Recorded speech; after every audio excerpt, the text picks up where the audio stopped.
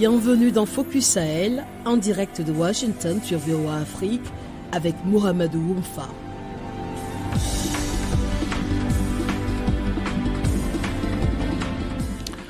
Bonsoir à toutes et à tous, bienvenue dans Focus Sahel, l'émission qui vous offre une perspective unique sur la région.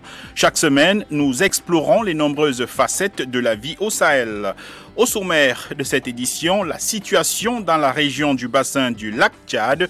Du 29 au 31 janvier 2025, le Nigeria a accueilli la 5e édition du Forum des gouverneurs du bassin du lac Tchad, un forum dont l'objectif est de favoriser le dialogue, la coordination et la coopération transfrontalière entre le Cameroun, le Niger, le Nigeria, le Tchad et la République centrafricaine.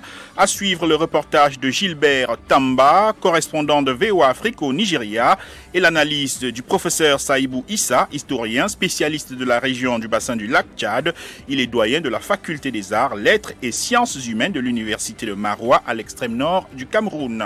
Nous irons ensuite au Burkina Faso pour parler de l'initiative du gouvernement de collecter les archives et artefacts relatifs à l'ancien président Thomas Sankara et à la révolution de 1983 pour le futur musée du mémorial Sankara. Le fait marquant de la semaine, c'est la décision du gouvernement sénégalais d'allouer plus de 15 000 € à chaque famille comptant une personne décédée lors des violences politiques dans ce pays entre 2021 et 2024, des faits couverts par une loi d'amnistie que les autorités prévoient d'abroger. Nous en parlerons avec Maké Danyoko, journaliste et fondateur du groupe Alkouma, partenaire de VOA Afrique. Nous vous amènerons enfin à la découverte d'une petite communauté des skateurs en Côte d'Ivoire qui, faute d'infrastructures, transforme les rues en terrain de jeu tout en rêvant de faire du skate une véritable culture urbaine dans leur pays. Merci de vous joindre à nous pour ce voyage de découverte et d'information dans le Sahel.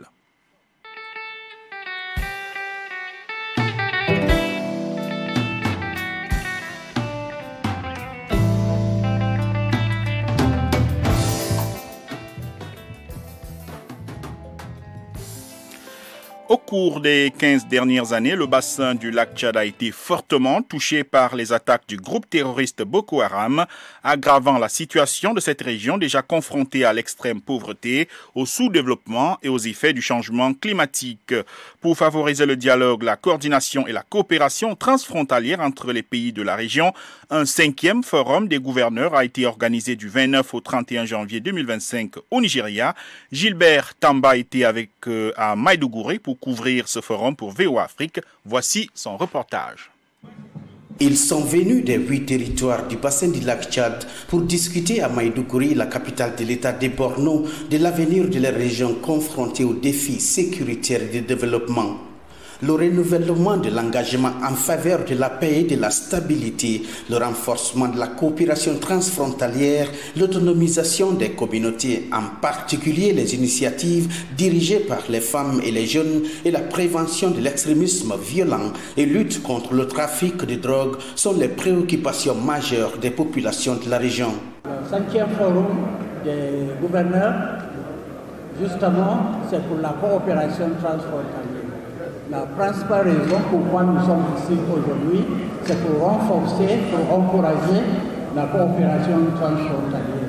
Il y a aussi beaucoup d'autres moyens dont la CPNT a encouragé la coopération internationale.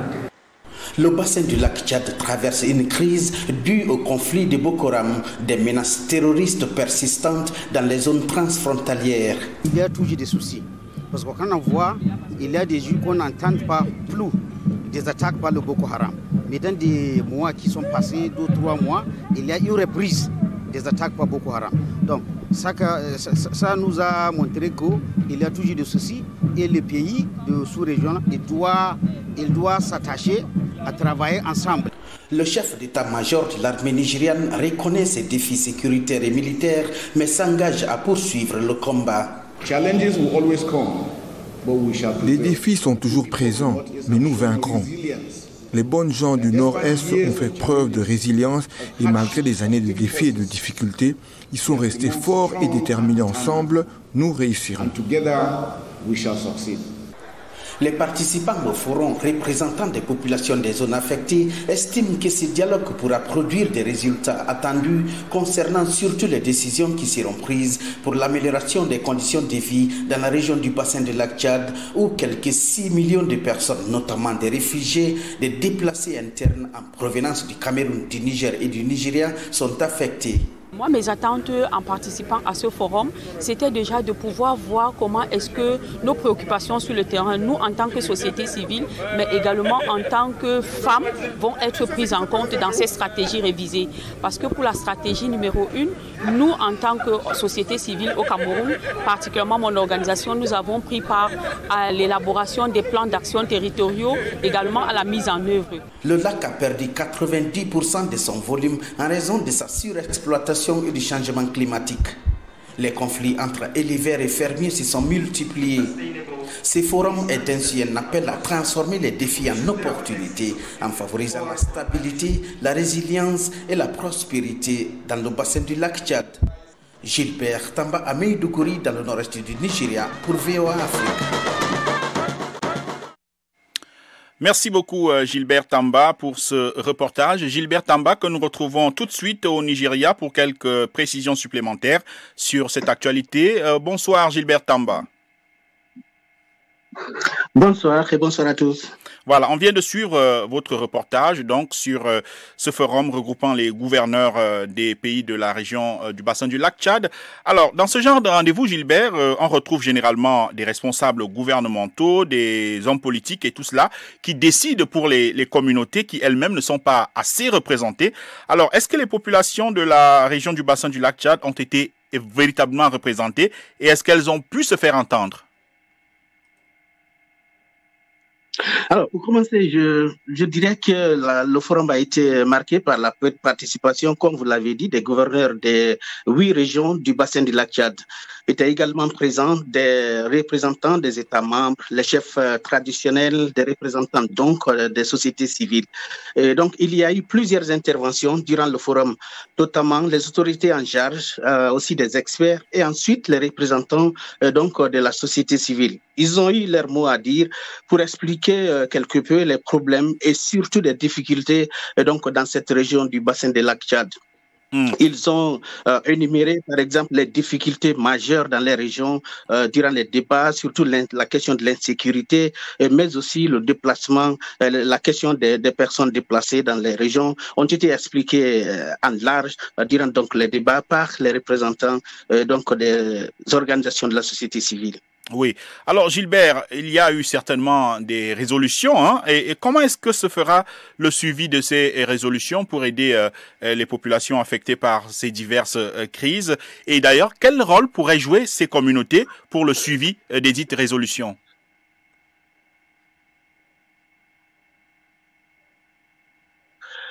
Écoutez, c'est toujours le problème dans de telles situations. Les décisions sont prises, mais leur application pose problème. Cela dit, dans le communiqué final après le forum, je n'ai pas vu le rôle principal assigné aux communautés.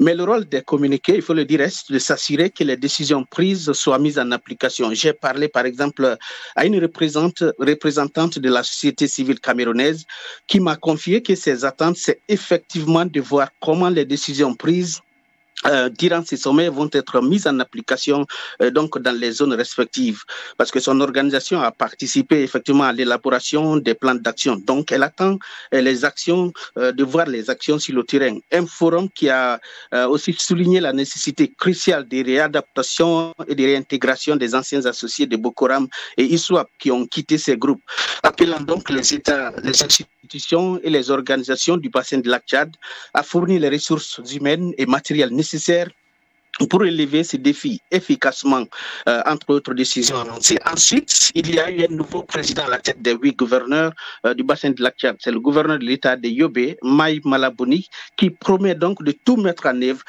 pour que les décisions prises soient mises en application. Merci beaucoup Gilbert Tamba. On va continuer à suivre tout cela avec vous. Vous êtes le correspondant de VOA Afrique au Nigeria. Et pour une analyse, retrouvons à Maroua, à l'extrême nord du Cameroun, le professeur Saïbou Issa, historien, spécialiste de la région du bassin du lac Tchad. Il est le doyen de la faculté des arts, lettres et sciences humaines de l'université de Maroua. Bonsoir professeur.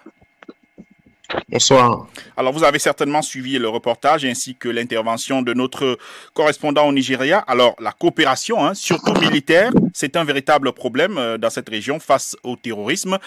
Côté tchadien, par exemple, on accuse les voisins de permettre aux groupes terroristes de maintenir leur base de leur côté du lac, d'où ils se faufilent et lancent des attaques. Le Niger, lui, par exemple, soupçonne le Nigeria de favoriser les ingérences étrangères dans le but de nuire à Niamey. Vous qui avez participé au forum des gouverneurs de la région du bassin du lac Tchad, quel a été le constat du forum sur la situation actuelle dans la région?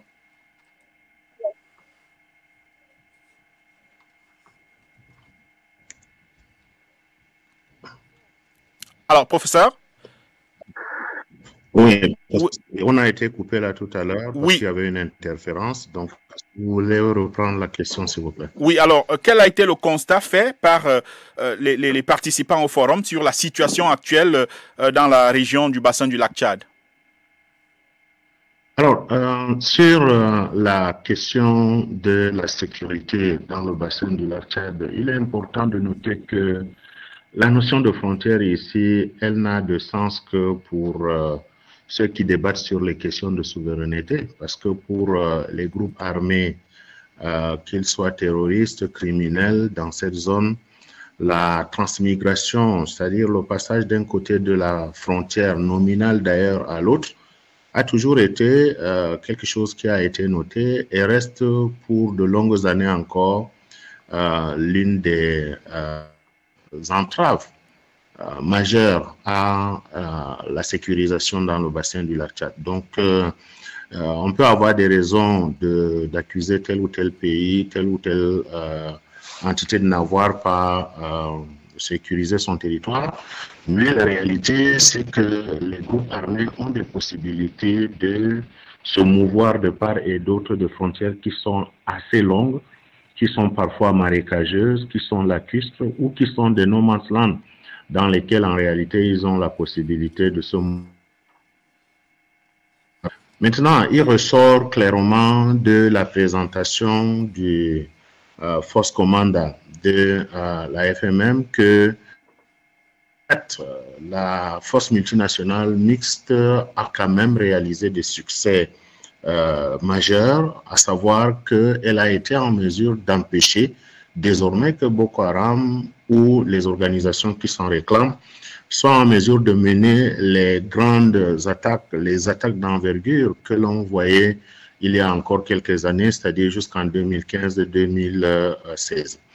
L'atomisation de ce groupe armé et la possibilité que ces différentes unités se déploient au lac, dans les monts Mandara, dans la zone de Bama ou ailleurs, n'est qu'une suite logique de ces efforts-là de la FMM. Maintenant, il reste que vous avez soulevé tout à l'heure les questions, que le questionnement du Tchad. Il y a également la suspension de sa participation pour le Niger, toutes choses qui sont de nature plutôt à favoriser l'action des groupes armés, d'où l'appel du Force Commanda aux Nigériens à faire cause commune et aux États à mobiliser autant que faire se peut davantage de ressources au profit de la FMM pour qu'elle puisse mener ses actions de manière plus robuste. Justement, parlons des résolutions prises lors de ce forum des gouverneurs. Vous avez déjà évoqué la mobilisation des ressources, notamment pour la force mixte multinationale.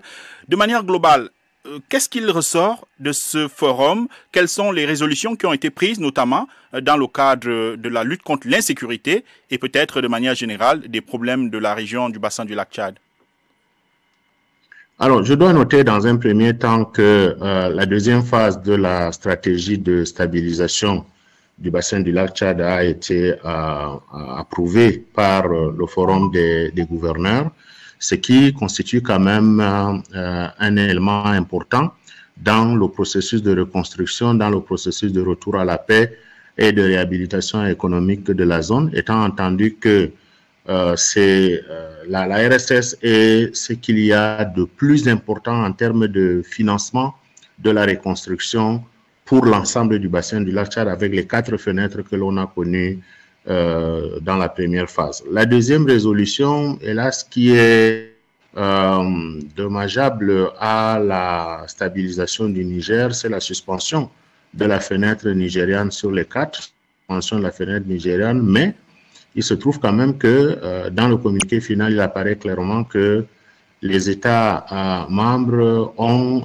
appelé à la mobilisation de ressources pour, en dehors de la RSS, continuer à soutenir la stabilisation du Niger, de la région de Difa notamment, parce que nous sommes en face d'une situation qu'il faut aborder de manière holistique, parce que si ailleurs la stabilisation avance et que du côté de Difa, ça ne progresse pas, alors il est certain que ça va constituer un ventre mou pour l'expansion du terrorisme et des autres groupes armés. Il y a 2 éléments importants qui sont pour la sécurité, la cohésion sociale et la stabilité du bassin qui sont importants, à savoir la politique de réintégration et de réhabilitation communautaire dont le texte a été validé par le Forum des gouverneurs en attendant évidemment l'approbation politique. Il y a la politique de justice transitionnelle dont il a été recommandé qu'elle puisse être élaborée, finalisée, je vais dire finalisée, élaborée et finalisée, de manière à ce que les droits des victimes, la lutte contre l'impunité et l'implication forte justement des communautés dans le processus de réconciliation, dans le processus de réintégration puissent avancer. Vous le savez bien. Voilà. Vous le savez bien, dans nombre de ces, avec l'opération Sulhu par exemple au Nigeria, ça a déjà assez avancé, et ailleurs, il faut bien que la politique de réintégration et de réconciliation puisse se mettre en place, car il en va de la sécurité et de la stabilité des communautés. Voilà. Merci beaucoup, professeur Saïbou Issa, pour votre analyse. Vous êtes historien, spécialiste de la région du bassin du lac Tchad. Un grand merci également à tous ceux qui ont réagi sur ce sujet sur nos différentes plateformes. Merci donc pour cette première partie de l'émission. On suit immédiatement en nous rendant au Burkina Faso. Là-bas, le gouvernement a initié en décembre dernier une collecte d'archives et d'artefacts relatifs à l'ancien président Thomas Sankara et à la révolution de 1983. Les passionnés d'histoire et propriétaires de documents mettant en lumière la vie et la révolution de M. Sankara sont appelés à contribuer à la création d'une importante collection de pièces d'archives pour le futur musée du mémorial qui lui est dédié. Reportage de notre correspondant Gilles Dasda. Parmi les personnes férues de Thomas Sankara, comptait Kouka Ouedraogo, conseiller pédagogique à la retraite à Bobo. Il y a peu, l'homme remettait au ministre de la Culture un numéro assez particulier d'un journal. Il y était question du parcours et de révélations sur l'assassinat du révolutionnaire burkinabé. Je me suis rappelé que je possédais un vieux journal paru 14 jours après la mort de Thomas Sankara. C'était Jeune Afrique. À peine le journal a apparu qu'il a disparu en 2 ou 3 jours des kiosques. Tout a été dissimulé. Rares sont ceux qui avaient pu l'acquérir. Certains ont fait des copies pour les vendre clandestinement. Parce que si tu te faisais prendre avec ce journal, tu avais des problèmes. Suite à l'appel du gouvernement pour collecter les archives et artefacts de Thomas Sankara, Kouka Ouedraogo décide de remettre ce journal qu'il a, dit-il, gardé jalousement pendant près de 38 ans. J'avais une profonde admiration pour le président Thomas Sankara. Pour nous, il incarnait l'éveil de la conscience de l'homme noir, une leçon d'intégrité. Cet homme s'est sacrifié pour la Haute-Volta et pour l'Afrique. L'annonce de collecte des archives a été faite en décembre 2024 par le gouvernement. Depuis, Gilbert Ouedraogo, ministre de la Communication et de la Culture, a apporté des précisions. C'est à la fois des archives sous forme de documents administratifs, des manuscrits du capitaine Thomas Sankara. Il y a également des archives audiovisuelles et donc un certain nombre d'éléments et d'artefacts que nous entendons collecter à travers l'ensemble du pays et même à l'international. L'idée n'a pas de quoi déplaire à Mousbila Sankara, personnalité de la Révolution et oncle de Thomas Sankara. Je trouve que c'est une bonne chose parce que sans une action de ce genre, certains documents vont disparaître avec leur contenu et leur philosophie. Donc je trouve l'action en tout cas appropriée si ça se réalise bien. Et des archives, il en dispose, mais elles ont une certaine intimité. Quant aux autres documents, ils ont été emportés lors de son arrestation après la mort de Sankara. J'ai quelques courriers, mais c'est d'individu à individu. Bon, des courriers qui ont échappé à la rafle ou aux perquisitions sous le Front populaire. Mais ces documents-là ne traitent que des rapports de famille, des rapports vraiment très particuliers, individuels, dont je ne pense pas avoir un intérêt général à être mis dans une action publique ou générale comme ça. Féru d'archives, Rigobert Tiendrebeogo est le créateur de l'Association des amateurs pour la promotion des archives du Burkina APAB, mais aussi de Archives Burkina, une page qui compte près de 200 000 membres sur Facebook. Selon lui, là aussi on trouve de l'inédit. À travers les membres, leur partage, leur publication, nous avons reçu des archives sur Thomas Sankara et bien d'autres personnes illustres que nous n'avions pas imaginées. Des personnes qui avaient des documents par devers eux et qui avaient informations sur certains documents, des familles qui avaient des informations sur Thomas Sankara, qui les ont publiées sur Archives Burkina. À ce jour, les initiateurs de la page n'ont pas encore été contactés. La collecte des archives et artefacts de Thomas Sankara a pour but de constituer des collections d'archives pour le futur musée qui va être construit au sein du mémorial Thomas Sankara. Gilles Dasda, Ouagadougou, VOA Afrique.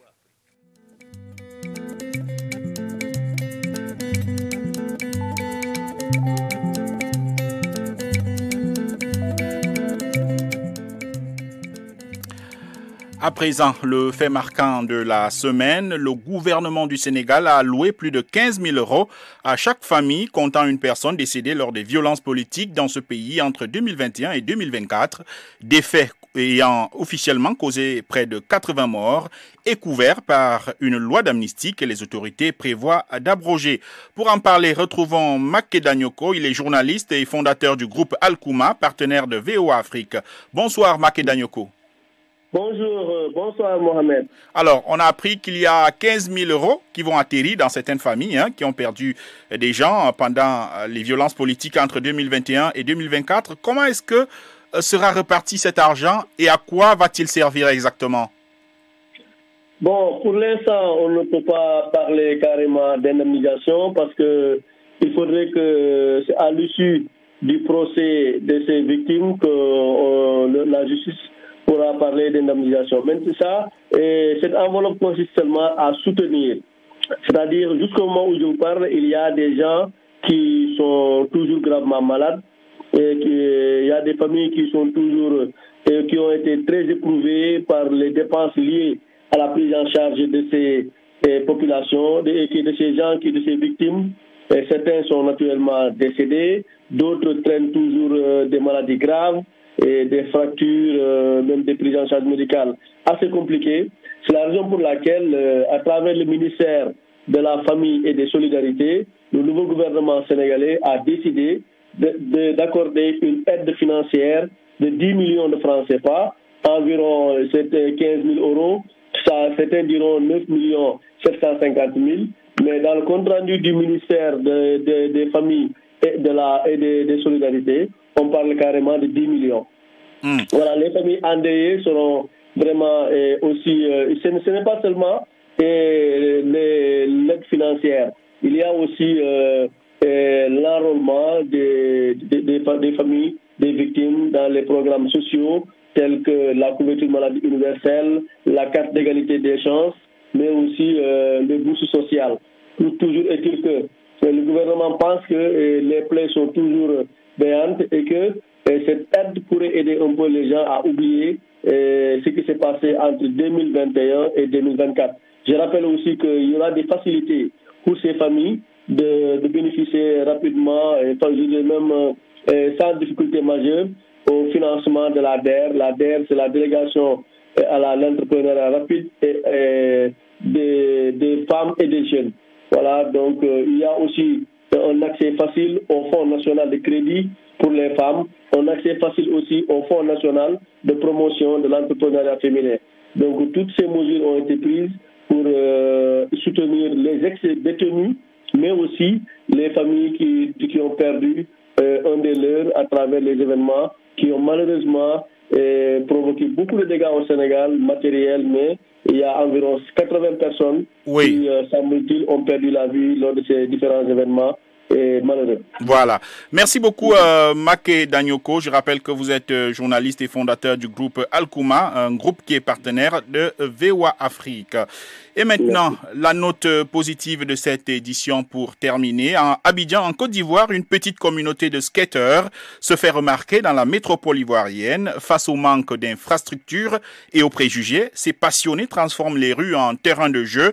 Leur rêve, faire du skate, une véritable culture urbaine en Côte d'Ivoire. Reportage de Yacine Siwo à Abidjan. Pour Williams et ses amis, le dimanche, c'est jour de skate. Dans une capitale économique vidée de ses travailleurs, la poignée de jeunes s'approprient les ruelles du plateau, le quartier des affaires, pour vivre leur passion encore méconnue du grand public. Ici en Afrique, les gens ont pas mal d'a priori à propos du skateboard. C'est perçu comme un sport de gangster, c'est perçu comme un sport de brigand, alors que le skateboard, en tant que discipline sportive, peut aussi générer des fonds. On a des exemples comme ça dans le monde, comme Tony Hawks, qui est multimilliardaire aujourd'hui. Grâce à quoi? Grâce au skateboard. Lorsque vous vous trouvez sur une planche de skateboard, vous oubliez un peu vos soucis, vous planez, vous vous sentez vraiment bien dans votre peau. Mon envie personnelle, c'est de pouvoir mettre en place le premier skatepark de Côte d'Ivoire. Mais pour l'instant, pas de skatepark ici. Alors les jeunes comme Joël trouvent des solutions et prennent des risques. Lui a 20 ans et adore les sensations fortes. Dans le quartier de Cocody, Joël roule au milieu des voitures, jongle avec le danger et fait ses figures sur le bitume. Avec le skate, je me sens libre, tranquille. Ça permet de m'exprimer en fait. Moi et puis ma board, j'ai l'impression que nous formons une équipe.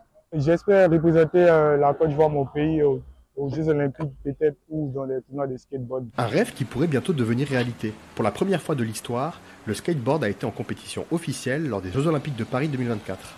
En attendant, Joël et ses amis ont fait d'Abidjan et de ses ruelles leur terrain de jeu. Avec le skateboard, la sensation est tellement immense. Je ne veux pas dire indescriptible, mais tu sens le vent, tu as l'adrénaline. Le skateboard, c'est vraiment un moyen de rencontre. On fait aussi des soirées skateboard, c'est-à-dire la journée on roule, et puis le soir on se retrouve, on mange tout et tout. On renforce les liens aussi avec le skateboard. Mais tout le monde n'est pas convaincu. Pour certains parents, les risques sont encore beaucoup trop importants. C'est un jeu dangereux d'abord parce qu'ils le font sur la route, c'est dangereux pour eux. Et nous, en tant que parents, quand on voit, ça dit, on a peur pour eux, quoi. C'est vrai, peut-être il n'y a pas d'espace, mais je pense que ça dépend de la commune. Il faudrait qu'on crée aussi des espaces pour les jeunes, ça c'est normal. Mais c'est pas une raison qui peut les pousser à aller jouer sur la route. Tout à l'heure, quand j'ai vu même, on était en train d'en parler. Je disais, mais ceux-là, ils n'ont pas peur. Comment ils font ça? Est-ce qu'ils sont conscients? Donc ça fait peur, au fait. Je crois qu'il faut trouver un autre cadre pour faire. Si c'est sur la route, c'est pas la peine. Malgré les défis, la petite communauté de skateurs veut y croire. Un jour, la capitale économique ivoirienne ressemblera elle aussi à un skatepark géant. Yacine Sio pour VOA Afrique, Abidjan.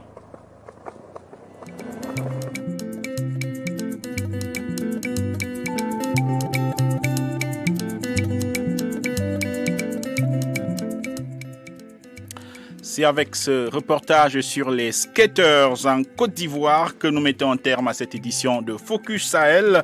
Merci au public qui nous a accompagnés dans ce voyage. Merci également à nos invités qui ont partagé avec nous leur expertise et leur point de vue. Je tiens particulièrement à saluer nos correspondants qui nous ont apporté les nouvelles fraîches du Sahel. Merci également à Trésor Matondo qui était là pour la production vidéo de cette émission et Joselle Morissin pour le côté audio. Merci à toutes et à tous d'avoir écouté Focus Sahel, une émission que vous pouvez retrouver sur notre site web voaafrique.com. À très bientôt.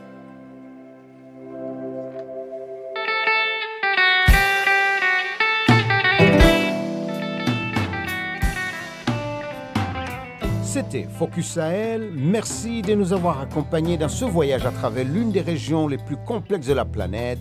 Vos points de vue, vos défis, vos récits et vos contributions sont les bienvenus. Laissez-nous vos commentaires sur voaafrique.com ou sur notre page Facebook VOA Afrique.